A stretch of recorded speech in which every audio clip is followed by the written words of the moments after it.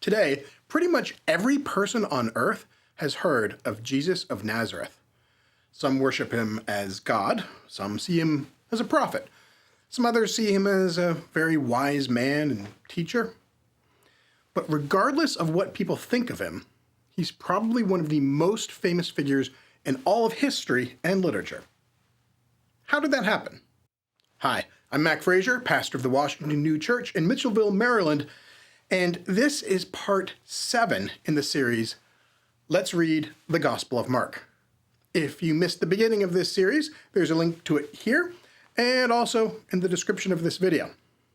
Last time we read about Jesus showing up at a synagogue with his 4 followers, where he did 2 things.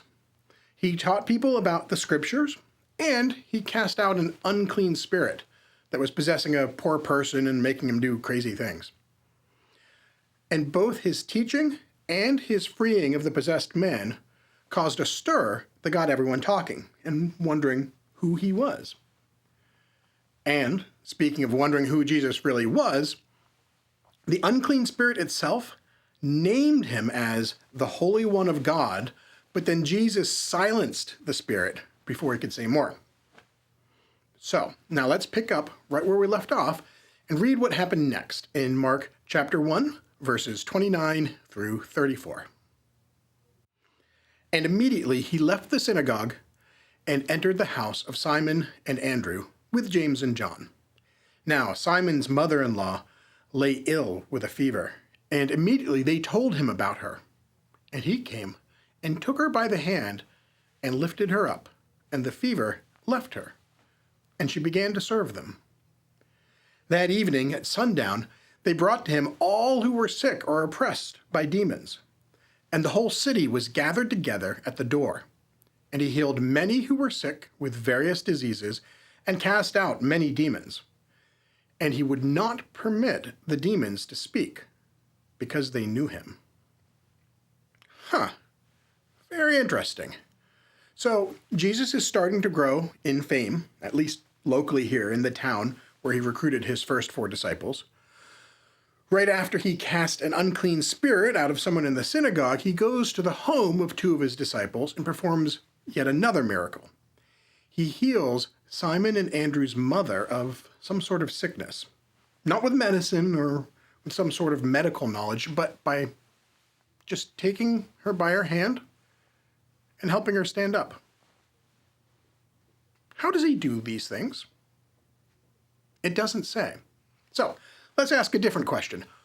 Why does he do these things? Well, first of all, it seems reasonable to assume that he's healing people and casting out demons in order to be helpful. He sees suffering, and he does something to help. But is that his mission? Is that why he is recruiting disciples and visiting synagogues? It's not a bad mission. But there's something more going on here. When the sun goes down that same day, we read, people start lining up outside the house looking for help. And it says that the Lord healed many and cast out many demons. So he's helping a lot of people, but he's also drawing a crowd. He's getting people's attention. So maybe that's part of the reason he's doing what he's doing? What do you think? Sounds like a good theory to me, except for that last sentence. Once again, he's actively taking steps to try to keep the demons he's casting out of people from talking because they know who he is. So maybe he's trying to draw attention to himself, but he's also working to stay somewhat anonymous while he does it. Why would he do that? Well, it's hard to say at this point. We'll just have to keep reading. But for today, let's finish by saying the Lord's Prayer together. Ready? Our Father, who art in the heavens, hallowed be thy name. Thy kingdom come. Thy will be done, as in heaven, so upon the earth. Give us this day our daily bread, and forgive us our debts, as we also forgive our debtors. And lead us not into temptation, but deliver us from evil. For thine is the kingdom, and the power, and the glory forever. Amen. Thanks for joining me. If you're enjoying this series, tell a friend about it, and have a great day.